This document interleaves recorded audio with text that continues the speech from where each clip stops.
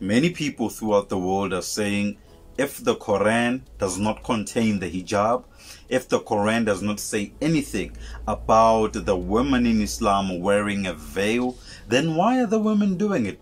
Why are they wearing that hijab? And people are saying that is a form of oppression. They're saying it's a cultural oppression, it's a traditional oppression, and it's an oppression to the woman. But today we are learning all about that to see if really and truly why the hijab is not found in the Quran, and if maybe the hijab might be found in the Holy Quran. So without further ado, assalamu alaikum wa rahmatullahi wa barakatuh. Before we get started, brothers and sisters, you know the drill. You drop us a like, you drop us a comment, you subscribe if you're new, and you also hit the bell notification. But without further ado, let's head straight into it, y'all. Let's go. Let's get it.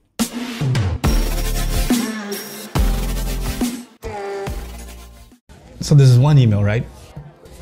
This lady emails, it's a really long email about how she's read that the Quran never talks about covering the head, right? Now it's not a messed up thing necessarily, but she says, you know, I mean, I read the ayah and I read, you know, what it says in Surah number 24, Surah An-Nur has the ayah, right?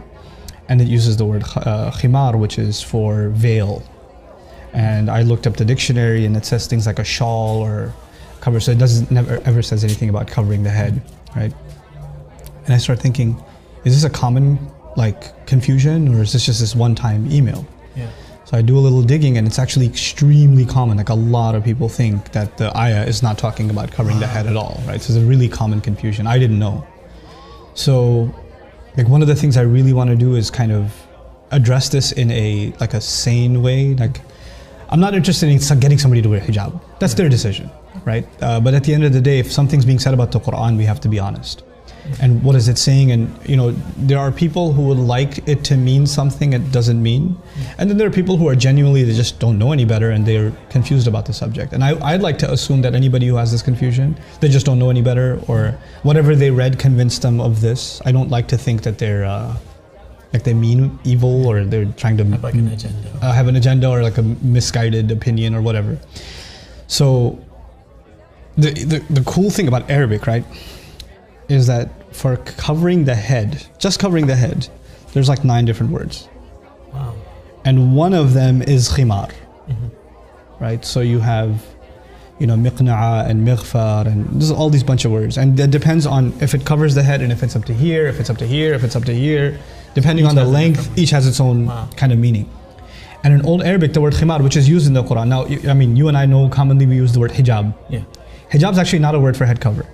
It's actually a word for barrier. Like a wall could be a hijab, a curtain could be a hijab. Okay, so it just kind of got coined as hijab, but that's not the word in the Quran, nor the Arabs ever used it like that. Okay, so the word is khimar. And the cool thing about it is the word itself includes the meaning of covering the head, like the head and then some. I think that's the answer right there. I think now the people have an answer. Nouman Ali Khan is very scholarly as far as the Islamic faith is concerned, and now he's showing us that the word hijab means totally a lot of different things, but the word that can be associated with the hijab or with the veil is the word khimar. Now people need to understand this, and people need to watch videos such as this so that they begin to understand what the ayah says. They begin to understand what the Al-Quran is saying, what the Holy Quran is saying as far as women covering themselves, and particularly in the head region, because we all know the covering of the body is mandatory, but many people now are concerned about the covering of the head, the covering of the face in particular, only showing the eyes. And now we are getting a more detailed answer to these questions. But let's continue. I hope we'll learn more and we'll hear more. And it's used before Islam. The men used to have khimar too. One of the names for their turban, if it was extra long and it went down to like almost middle of the belly, the men used to call it khimar too. And then it's so cool. The women had like different fashions or whatever. And one of the things the women before Islam used to do is they used to have this bandana type thing that they would tie in the back with their ponytails, and it would go to the middle of their back. So they wouldn't drape it in front, they throw it behind them. That was also called a khimar. Now the Quran says they should take their khimar and throw it in front of them, before their chests. In other words, the only difference is keep the khimar, but just use it. The head cover is already included in the meaning. Just use it to cover the front also, right? And it should be like a certain length. That's the meaning. And somebody argues like, no, but the word khimar, it just means shawl. It doesn't mean like head cover, whatever.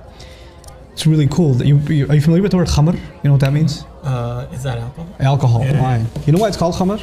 No. Because it messes with your head. Khamara blocks your judgment. Khamara literally means to cover. And it's called khamr because it, messes with your mind. It creates a block in your mind. You know what's funny? In my language, alcohol is also khamr. That's what we call it. We call it khamr because it is alcohol. As he's saying, it blocks your mind.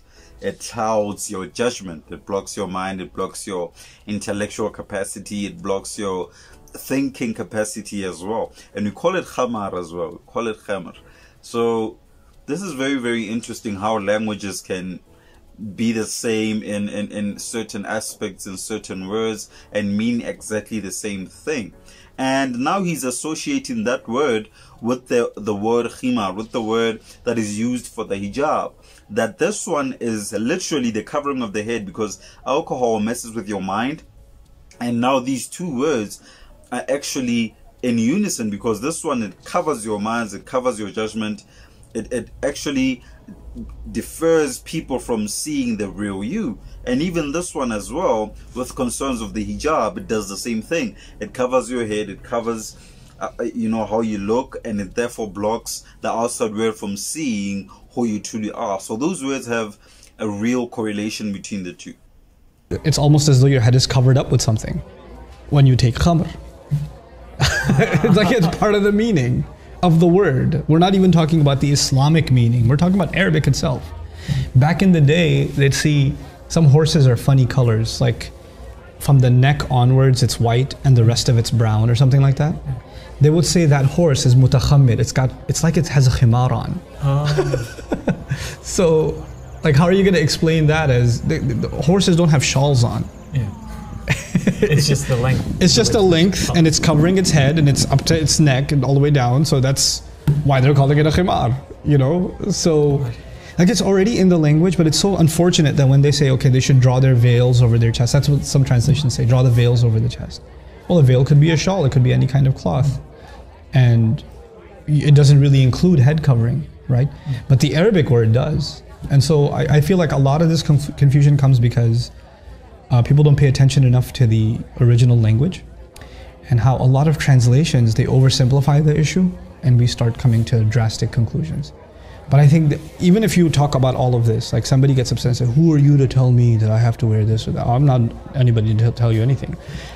But what I'd like to, at least for people to know is, okay, here's what the word is in the Quran and here's what it means and here's how we can understand it. If you think there's better evidence, if you think there's another meaning in Arabic, then maybe you should tell me about it.